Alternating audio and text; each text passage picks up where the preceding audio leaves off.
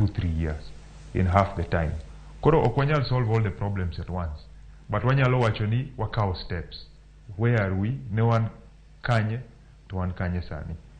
Nyimena no tho sama ginyuol.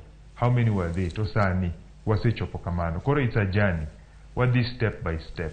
To wasenano improvements mang'eny. Improvements are so many. And daktari man adier to one of the health workers who is affected. And kata salary mara an pok ayudo. To an gi problem at the UK next week to aonge pesa.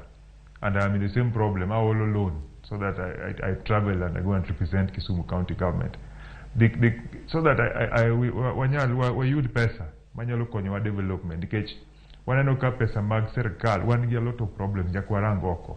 We spend a lot of time trying to get more money for the county. Koro okwanyalo wacho ni we solve all the problems. Kata ni wase solve all the problems. We have them, but we are dealing with them one by one. Sani, Cote d'Ivoire, Nigeria, Jimangenyo Zibiro Kisumu.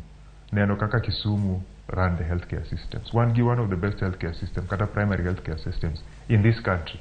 And that is why ingarangat mora wacho Kisumu.